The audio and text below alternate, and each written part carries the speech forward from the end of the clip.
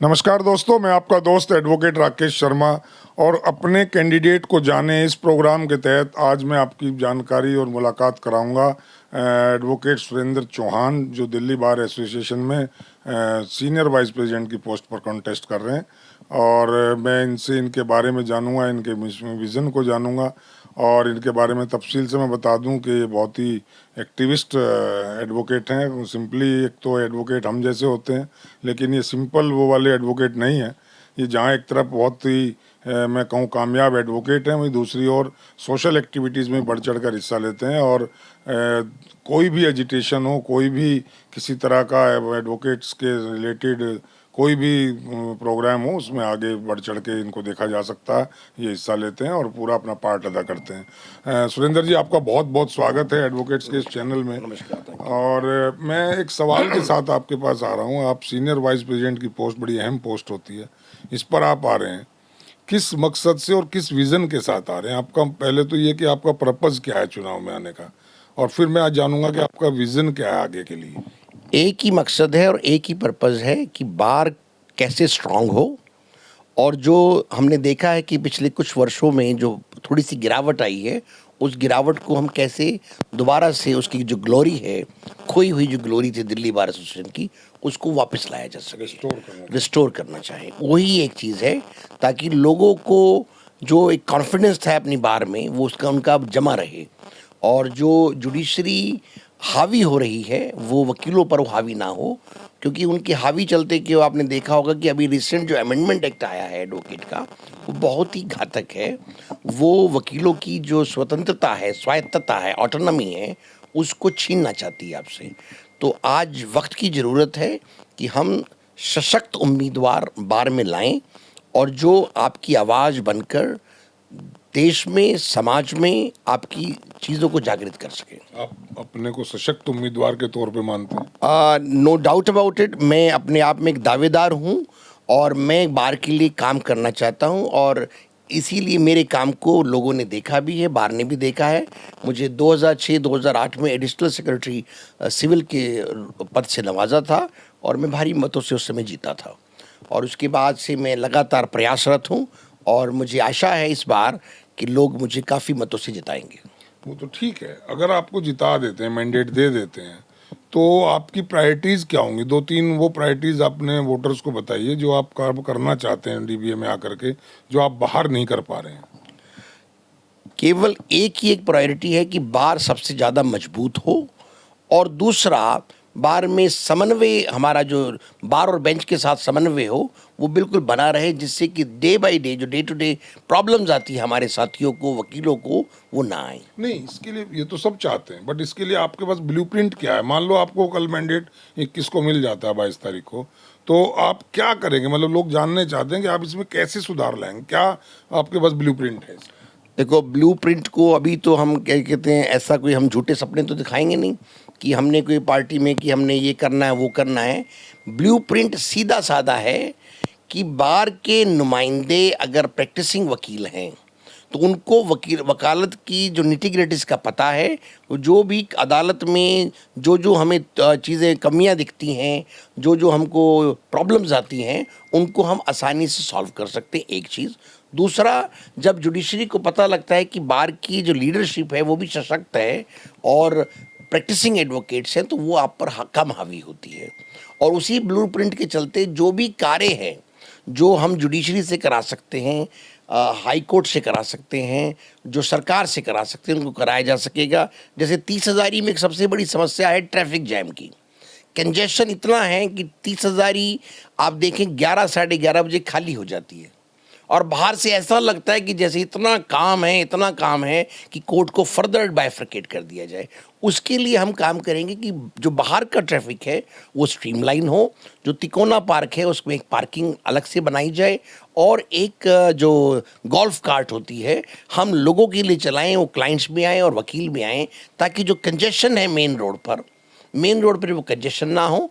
और एक वो जो नो टॉलरेंस जोन बनाया जाए कि जो ट्रैफिक का इतना जमावड़ा लगा रहता है, लोग जो सुबह भागते हैं, वो ना हो। लेकिन उसमें समस्या ये है कि बाहर जो गाड़ियों की कतार है, जो 50, 100, 200 कारें लगी होती हैं वो सब एडवोकेट्स की ज़्यादातर। हाँ, हमारे एडवोकेट्स की कारें, इसीलिए मैं कहा कि हम एडवोकेट्स की कारें हम वहाँ पर तिकोना पार्क में पार्किंग करा सकते हैं और वहाँ से गोल्फ कार्ट हम दे सकते हैं फ्री ऑफ कॉस्ट। यही वायदे पिछली बार ने भी किए थे, उससे पिछली बार ने भी किए वो लोगों ने ना जाने अनजाने में, मुझे नहीं पता उन्होंने वायदे किए क्यों नहीं पूरे करे।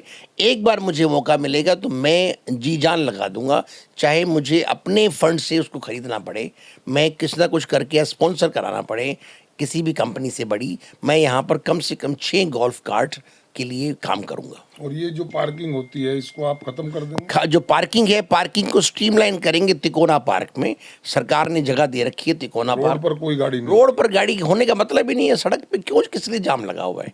आधी गाड़ियां ऐसे हैपहजार्ड मैनर में, अभी देखिए जो नई कोर्ट बनी है सामने एनेक्सी, पहले उस साइड में कारें नहीं खड़ी होती थी, अब वहां भी इतना जाम लगा रहता है। वहां पर 3-3 लाइनें बनने लगी हैं। भाई एक लाइन समझ में आती है, दूसरी लाइन समझ में आती है, 3-3 लाइनें बनने लगी हैं। चौहान साहब उससे भी आगे बढ़ गया, सिविल लाइन वाली जो रोड है उस पर भी अरुणा आसफ अली हॉस्पिटल के सामने हाँ, से तो इसीलिए पूरा उसको, दोनों तरफ वकीलों की गाड़ियां हैं, इसीलिए litigants की गाड़ियां हैं। उसको स्ट्रीमलाइन किया जाए, ताकि दिल्ली मेट्रो से भी बात किया जाए। दिल्ली मेट्रो की भी पार्किंग है, वहाँ पर भी वकीलों की पार्किंग की सुविधा मिल सके और हम गोल्फ कार्ट। लेकिन वकीलों का मानना ये है कि ये जो पार्किंग है, इलीगल पार्किंग मैं कहूँगा, इससे ही बाहर के लोगों को पैसा आता है, इसीलिए यहाँ होड़ मची है कि किसी तरह बाहर में घुस जाएं और इस तरह से मनी अर्निंग सोर्स बन जाए। नहीं, मैं आपकी बात से असहमत हूँ, ऐसी कोई होड़ नहीं है। मैं 2006 से 2008 तक यहाँ पर एडिशनल सेक्रेटरी रहा हूँ, मैंने तो ऐसा कुछ देखा नहीं। और मैं 8 और 24 में 12 साल का फर्क हो। 12 साल में ऐसी कोई नहीं कि यहाँ होड़ मची और लूट मच रही है और चोरी मच रही है, नहीं। मैं यहाँ तो आपकी लूट बात पर से, गोलियां चली। नहीं, मैं आपकी बात से असहमत हूँ। वो कोई आपस में कारण रहे होंगे, मैं आपको नहीं मालूम? मैं उस पर ज़्यादा टिप्पणी नहीं करना चाहूँगा। आज की डेट में उस पर ज़्यादा टिप्पणी नहीं करना चाहूँगा। उसमें देखिए बात चली, वो मैं एक काला अध्याय था, उसको भूलना चाहिए मैं उसको हमें। ड्रॉप कर रहा हूँ, मैं दूसरे मुद्दे पे आ रहा हूँ। इस पार्किंग की समस्या के अलावा और कौन सी ऐसी मेजर ज्वलंत समस्याएं हैं, 2-3 जो आपके नज़र में हैं और जिनको आप सॉल्व करना चाहते हैं? यंगस्टर्स के पास काम नहीं है, यंगस्टर्स को स्टाइपेंड सही नहीं मिल रहा है। यंगस्टर्स को अगर आप देखें, नए नए जो बच्चे आ रहे हैं उनको लोकल कमीशन नहीं दे पा रहे हैं हम, उनको हम काम नहीं दे पा रहे हैं। उनके लिए हमको काम करना पड़ेगा, हमें नई पीढ़ी को तैयार करना पड़ेगा। नई पीढ़ी को तैयार करेंगे तो प्रोफेशन हमारा बहुत सदृढ़ रहेगा और अच्छा चलेगा आगे। अगर हम अपने ऊपर ही रहे कि हमने अपना जीवन जी लिया है, नए बच्चों को नहीं, तो वो हमारा जो स्तर है एडवोकेसी का वो गिरता जाएगा। लोकल कमिश्नर की आपने बात की, आज भी अपॉइंट होते हैं, आज भी जो यहाँ माइकस हैं या लोकल कमिश्नर हैं या दूसरे उसमें हैं, लेकिन वो होते भले ही यंगस्टर हों, लेकिन वो होते किथ एंड किन ऑफ द बार ऑफिशियल्स या सीनियर एडवोकेट या जजेस। उसके लिए हमारे पास ब्लूप्रिंट है। उसके लिए हम ऑनलाइन उसको क्या कहते हैं, जुडिशरी से बात करेंगे, डिस्ट्रिक्ट जुडिशरी से हमारे जो भी प्रेसिडेंट होंगे और सेक्रेटरी होंगे, एग्जीक्यूटिव के साथ मिलकर हम एक काम करेंगे कि जितनी भी है उसको ट्रांसपेरेंसी में रखा जाए कि आप कितने वकीलों को, कितने यंगस्टर्स को। मेरी जो मानना है कि जितने भी हमारे न्यू एंट्रेंट्स हैं विद इन 10 ईयर्स, जो वकालत में जिस दिन पहले दिन से आते हैं और 10 साल के अंदर अंदर, हम चाहते हैं कि उनको ईयर वाइज जो उनको वो मिले लोकल कमीशन, कि हमने पहले 5 सालों के जो बच्चे हैं हमारे, जो जूनियर हैं, यंगस्टर्स आएंगे, बडिंग लॉयर्स, उनको हम ज़्यादा तवज्जो दें और जैसे जैसे वो सीनियर होते जाएं उनको आगे स्ट्रीम लाइन में लाएँ, काम कराएं, और ताकि उसमें जुडिशरी से बहुत काम हो सकते हैं। उसमें आज की डेट में नेपोटिज्म है, फेवर है?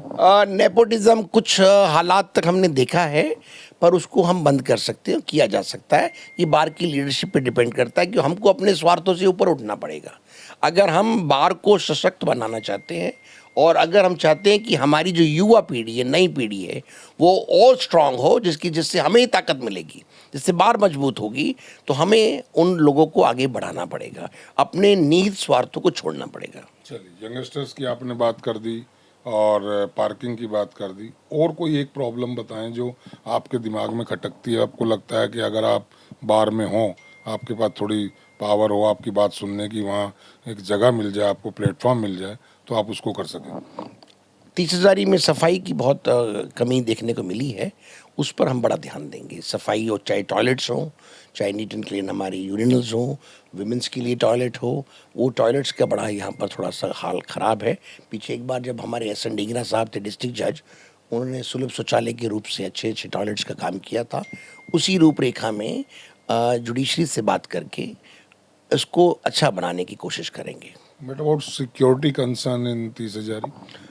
30,000 में देखो ऑलरेडी एक पूरा वो लगा हुआ है सिक्योरिटी, वो है कैमरे लगे हुए, सीसीटीवी है, और सिक्योरिटी को और भी इन्हेंस किया जा सकता है, उसके लिए भी काम किया करने की वो ज़रूरत है। शाम के टाइम कोई भी आदमी, एक सेंट्रल गेट का खुला होता है, सेंट्रल हॉल के सामने वाला गेट, कोई भी आदमी एंट्री कर सकता है। मैं देखता हूँ कई बार लेट होता हूँ 10 बजे 9 बजे, बेरोक टोक गाड़ियाँ आती हैं, बेरोक टोक गाड़ी जाती है, कोई चेकिंग नहीं है। आप चैम्बर में बैठे हैं, आपके साथ कोई हादसा हो जाए तो आपको कोई कहने सुनने वाला नहीं है, आपको कोई हेल्प डेस्क नहीं है, कोई इस तरह का वो नहीं है कि आपको कोई अचानक वहाँ कोई गश्त हो या कोई इस तरह का कोई सिक्योरिटी मैन वॉचमैन इस तरह के हों जो आपको इजीली अवेलेबल हो। नहीं, ऐसा नहीं है, ऐसा मैं आपकी बात से असहमत हूँ। सिक्योरिटी पूरी तरह से नेश्तो क्या कहते हैं यहाँ पर अच्छी तरीके है, और अंदर आने वाले को पूछा जाता है, अंदर वाले को पूछा जाता है, क्योंकि उनको सब जो हमारे सिक्योरिटी एड्स वहाँ खड़े होते हैं, जो दिल्ली पुलिस के मुलाजिम वहाँ पर हैं, वो सब एक दूसरे को जानते हैं, और जो भी अगर ऐसे कोई इक्का दुक्का कोई इंसिडेंट होते हैं तो उनको पुलिस इमीडिएटली उनको उसमें लेती है, उनको क्या कहते हैं उसका कॉग्निजेंस लेती है, उनको अरेस्ट भी किया जाता है, उनको बताया भी जाता है। ऐसा कुछ नहीं है। सिक्योरिटी की बात जहाँ तक कर रहे हैं कि भाई रात को 8-9 बजे आ रहे हैं लोग, आ रहे हैं, वकील भाई सारा दिन तो कोर्ट में होते हैं, शाम को उनको 2-3 घंटे मिलते हैं काम करने के, मेहनत करने के। तो अगर उस समय अगर कोई क्लाइंट आ रहा है या जा रहा है और उसको हम रोक टोक पे लगाएंगे तो गलत बात है, क्योंकि देखो दिल्ली में 30,000 एक ऐसी जिला अदालत है जहाँ पर बेरोक टोक आप किसी भी समय आ जा सकते हैं, वकील साहब भी आ सकते हैं। अदरवाइज और दूसरी जो कोर्टें हैं उनके फिक्स टाइमिंग्स हैं, वो 8 बजे के बाद नमस्ते, थैंक यू वेरी मच। तो अभी इस चीज़ों को ज़्यादा ना उठाते हुए मुझे जो लगता है कि 30,000 की जो सिक्योरिटी सिस्टम है वो पूरी तरह से दुरुस्त है, उसको और ताकतवर बनाने की ज़रूरत है। सीसीटीवी लगे हुए हैं तो और सीसीटीवी को एक्टिव किया जा सकता है, और जो सर्विलेंस है उसको और पुरजोर तरीके से उसको बढ़ाया जा सकता है। ओके, आपकी सीट पर कितने लोग हैं? मेरी सीट पे तो मैं ही लड़ रहा हूँ अभी तो। नहीं, अभी और जो आपके कंटेस्टेंट्स आप कंटेस्टेंट है, मैं 6ठा बैलेट नंबर है मेरा, आखिरी बैलेट नंबर है, तो 5 कैंडिडेट और हैं। हाँ जी। अब वोटर मेरे जैसा जो है 30,000 का, उसके सामने एक समस्या है, वो 6 के 6 लोग आपकी तरह ही, आप बहुत ज़्यादा डिप्लोमेटिक ढंग से बात कर गए, वो साफ साफ सी बात कर लेते हैं कुछ, या थोड़ा दूसरे शब्दों में कर लेते हैं, करना वो भी वेलफेयर ही चाहते हैं। तो वोटर के सामने समस्या ये है कि वो उसको एक वोट आपकी पोस्ट पे देनी है, तो वो वोट सुरेंद्र चौहान को दें, ऐसी कौन सी खूबी आप अपने आप पाते हैं, वो वोटर्स को आप बताएं। देखो, मैं एक तो स्पष्ट रूप से सीधी बात करता हूँ, मैं कोई झूठ लाग लपेट और कोई छल कपट में बात नहीं करता हूँ। ये मेरी यूएसपी कहिए या मेरी शराफत कहिए या कुछ कहिए, मैं राजनीतिक बात नहीं करता हूँ। दूसरा, मैं काम करना चाहता हूँ और मेरे काम को देखा है। और तीसरा, मेरी बेदाग छवि है। 26 वर्षों में मेरे बार के सारे सदस्य जो मेरे सीनियर्स हैं और हमारे साथी हैं और जो नए नए हमारे कोलीग आ रहे हैं, वो सब मेरे बारे में अच्छी तरह जानते हैं। और मैं उसको बड़ा ही क्या कहते हैं घमंड से कहता हूँ कि 2006-2008 में जब मैं एडिशनल सेक्रेटरी था, तो मैं आज भी कह सकता हूँ कि मेरे समय के कोई भी, नितिन जी भी मेरे साथ थे, हमारे जो आज के प्रधान हैं वो एडिशनल सेक्रेटरी क्रिमिनल थे, वो भी, और आज के प्रधान हैं वो, और हमारे उस समय के प्रधान वेद प्रकाश शर्मा जी जो बार काउंसिल ऑफ इंडिया में वाइस चेयरमैन हैं, और RN वस जी जो प्रधान का चुनाव लड़ रहे हैं, कोई भी कैंडिडेट 1 मिनट के लिए कह दे कि सुरेंद्र चौहान में ये नेगेटिव चीज़ है, तो मैं आज ही अपना उम्मीदवारी वापस ले लूँगा। लेकिन लोगों का कुछ का कहना यह है कि सुरेंद्र चौहान बहुत ही डिप्लोमेटिक और बहुत ही लचीले स्वभाव के आदमी हैं, क्या ये सच है? देखो, मैं डिप्लोमेटिक तो आपकी बात से सहमत नहीं हूँ मैं। हाँ, लचीला हूँ, फ्लेक्सिबल होना चाहिए आदमी को, जितना रिजिडिटी नहीं दिख सकती। रिजिडिटी दिखानी चाहिए जब कोई काम करना है। रिजिडिटी हमने अमेंडमेंट बिल के लिए लोक के लिए पुरजोर विरोध किया, तो वो रिजिडिटी थी कि काम नहीं होगा। अगर कोई था जहाँ पर हमें रिजिडिटी दिखानी पड़ती है, लोग पीछे आए थे, कुछ हमारे जो बार के कुछ नुमाइंदे थे, वो चाहते थे 30,000 के चैम्बर्स टूट जाएं, हमने वहाँ रिजिडिटी दिखाई थी। ऐसे नहीं है, जब तक कि आपके पास प्लान ए और प्लान बी नहीं है, तो बार का समर्थन में हम रिजिड हैं, हम रिजिड रहेंगे कि ऐसी गलत हमारे पर चीज़ें थोपी नहीं जा सकती। लेकिन आप भी यहीं थे, हम भी यहीं थे और यहीं हैं, हमने भी देखा किस तरह चैम्बर्स को बीच में पिछले साल में तोड़ा गया, कितने लोगों पर एडवोकेट्स के ऊपर एफआईआर हुई, कितने लोगों के साथ जो है केसेस में इम्प्लिकेट किए गए। वो इसीलिए मैं कह रहा हूं कि अभी जरूरत आ गई है कि हमको बार में प्रैक्टिसिंग एडवोकेट्स को लाने की जरूरत है। ये जो अभी प्रेजेंट बार की मैं बात करूं, हाँ, इसके वर्किंग से आप सेटिस्फाई हैं निजी तौर पे? मैं निजी तौर पर कोई इस पर ज्यादा टिप्पणी नहीं करना चाहूंगा क्योंकि चुनाव का समय है। हम कहते हैं कि आप डिप्लोमेट। चुनाव का समय है, मैं कोई छीटाकसी नहीं करना चाहूंगा अभी। कसी नहीं कह रहा। नहीं as an voter, as an voter of DD. इसके लिए आप कभी मेरे से चुनाव के बाद बात करेंगे तो आपने बहुत देर किया। चुनाव से पहले अगर मेरे से बात करते, अब कभी इंटरव्यू लेते आप सच बोल रहे थे। सच्चाई बताता। आज की डेट में मैं चाहते हुए भी और ना चाहते हुए भी इस पर मैं कोई टिप्पणी नहीं करूंगा। नहीं, ऐसा नहीं है। मैं देखो, मैं सच्चाई कहना चाहता हूँ, मैं कोई लाग लपेट नहीं करना चाह रहा, क्योंकि अभी ये वक्त नहीं है कि हम अपनी नुमाइंदों के बारे में कोई नेगेटिव बात करें। नहीं, मैं इंडिविजुअल किसी की बात में नहीं, हमें कोई जरूरत भी नहीं है ना अभी हमें कोई फोकस। आप अगर बार में आते हैं तो इस प्रेजेंट बार से जो पिछली बार 2-3 रही है उनसे बेटर की तरफ ले जाएंगे। दिल्ली बार एसोसिएशन के 4135 सदस्यों को जो हमारे वोट करने जा रहे हैं उनको अंतर दिखेगा, इस बात की मैं गारंटी देता हूं। आप बेटर फुट पे ले जाएंगे। मैं इसको इस बात की गारंटी देता हूं कि अगर बार में मुझे विश्वास दिया तो मैं उस कॉन्फिडेंस को सेफ गार्ड करने के लिए उनके लिए सारे मेंबर्स की घुमा फिरा के बात यह है कि आप भी ये मानते हैं कि इस बार में कुछ ऐसी कमियां हैं कि अगर आप उस प्रेजेंट कमिंग बार में आ गए तो वो दूर हो जाएंगी और बार की ग्लोरी लौट आएगी। मैं आपकी बात से असहमत हूं। बार में कमी नहीं है, बार में कमी नहीं है। बार अभी भी स्ट्रांग है और पूरी तरह खड़ी है, एक एक मेंबर उसके साथ है। बार के कुछ नुमाइंदों में कभी ऊंचा नीच नीच हो सकती है, उस पर मैं अभी कोई चीटा किसी टिप्पणी नहीं करना चाहूँगा। बार स्ट्रांग है। बार 26 साल पहले भी स्ट्रांग थी जब हम बार में आए थे। मैंने 99 में आया था। बार स्ट्रांग है तो फिर हमारी जो ग्लोरी की आपने शुरू में ही बात की कि उसको रेस्टोर करना है, वो ग्लोरी कैसे लेट डाउन हो गई? यस, वो लेट डाउन हुई एक्शन से, जैसे छुटपुट ऐसे गलत कारनामे हुए जिससे रिस्पॉन्सिबल उसके लिए हम रिस्पॉन्सिबल है। We are responsible for not representatives. Representative तो डायरेक्टली रिस्पॉन्सिबल है और हम इनडायरेक्टली रिस्पॉन्सिबल है। वही तो मैं कह रहा हूँ। It means there is some lacunas which you want to fill up. This the members are going to decide now, which is the referendum is to come. Yes. On 21st March, bar will decide and take a collective decision.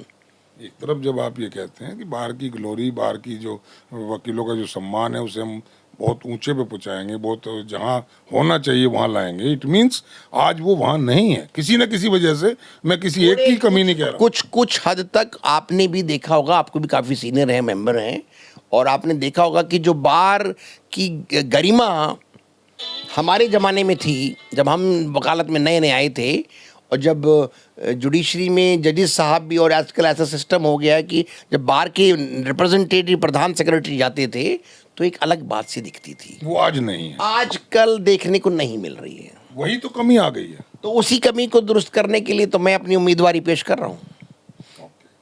तो सुना दोस्तों, कितना भी diplomatic आप इनको मानिएगा, ये आप तय करेंगे। इनकी बातचीत आपने सुनी है, और मैं अब क्योंकि बहुत समय कुछ ही दिनों का रह गया है, 21 तारीख में, आज संडे हो गया है, और इसके बाद बहुत कम समय इतना रहेगा कि मैं आपसे बहुत लोगों को रूबरू करा पाऊँ। लेकिन अब आपको जितना मैं आपकी तरफ से इनसे सवालात कर सकता था मैंने किए हैं, और क्योंकि वाकई में इलेक्शंस हैं और कोई आदमी कुछ भी स्पष्ट बोल करके कहूँ या यूँ कहूँ कि बहुत ज़्यादा सच हमेशा कड़वा होता है, इसलिए वो सच बोल कर भी अपना जो वोट बैंक है उसको थोड़ा सा नुकसान नहीं चाहता करो ना। लेकिन फिर भी एनीवे नाउ मैं आपको इनसे रूबरू करा रहा हूँ, इनकी हाथ में माइक दे रहा हूँ, और ये आपसे एक अपील अपने लिए जो करना चाहें कर सकते हैं। चौहान साहब, वोटर्स आपको सुन रहे हैं, जो आप चाहें उनसे बात कर सकते हैं। सम्मानित साथियों, 21 मार्च 2025 को दिल्ली बार एसोसिएशन अपनी नई एग्जीक्यूटिव कमेटी को चयन करने जा रही है। मैं उस पर आपका उम्मीदवार सीनियर वाइस प्रेसिडेंट के लिए आपके समक्ष हूँ। आप मेरे बारे में अच्छी तरह जानते हैं। पिछले 26 वर्षों से मैं बार की हर गतिविधियों में रहा हूं और बढ़ चढ़ कर हिस्सा लिया है। 2006-2008 तक मैं 2 साल अतिरिक्त सचिव सिविल, उस समय एडिशनल सेक्रेटरी सिविल होते थे, तो मैं रहा हूँ और वहाँ भी लोगों ने और सारे मेंबर्स ने मेरी वर्किंग देखी है। मैं चाहता हूँ और मेरी दरख्वास्त है आप सभी से कि इस चुनाव में आप भारी मतों से मुझे विजय बनाएं। मेरा बैलेट नंबर है 6, Surendra Chauhan for senior vice president. धन्यवाद। जय हिंद, जय भारत। दोस्तों, आपने इनकी अपील सुनी, इन्होंने अपने बारे में ब्रीफ में बता भी दिया है, अपनी जो मंशाएं हैं वो भी जाहिर कर दी हैं। Now the ball is in your court. आप कंपैरिजन करिए, 6 लोग हैं इस सीट पर, आप आराम से तुलना कर लीजिए। इनको आपने सुना है, उनकी कोशिश करूंगा उनसे भी आपकी बात कराऊं, नहीं तो आप पूछिएगा जो आपके पास वोट मांगने आते हैं कि उनका विज़न क्या है, उनकी नीयत क्या है, ऑनेस्टी कितनी है, dedication for the welfare of advocates कितना है। ये आपने तय करना है दोस्तों, ये मैंने तय करना है, आपने करना है, हम सब ने मिलकर करना है, ताकि एक बहुत खूबसूरत बार का गठन हो सके। बहुत ही मैं कहूँ ऐसी बार हो जिसको के ऊपर हमें नाज हो, और जिसके हमें नाज होने के साथ साथ एडवोकेट्स के जो डिग्निटी है, जो ग्लोरी है, जैसा चौहान साहब ने भी कहा, वो हमें उसी स्थान पर चाहिए जहां होनी चाहिए थी मदर बार की। तो इसके लिए हमें सबको सहयोगी बनना है, एक अच्छी बार का गठन करना है। आपके ऊपर कोई प्रेशर नहीं है, आप में विद्वान एडवोकेट्स हैं, अपने विवेक का इस्तेमाल कीजिए, किसी तरह के इज़म में मत आइए, किसी तरह के प्रेशर में मत आइए, किसी तरह के आप फेवर में अननेसेसरी मत जाइए। आप सही और सच्ची बार चुनिए और एडवोकेट्स के वेलफेयर में सहयोगी बनिए दोस्तों। इसी अपील के साथ आपका बहुत बहुत धन्यवाद। थैंक यू चौहान साहब, बहुत बहुत शुक्रिया आपका। थैंक यू दोस्तों, फिर मिलूंगा एक नए कैंडिडेट के साथ। तब तक के लिए जय हिंद, जय भारत। Thank you.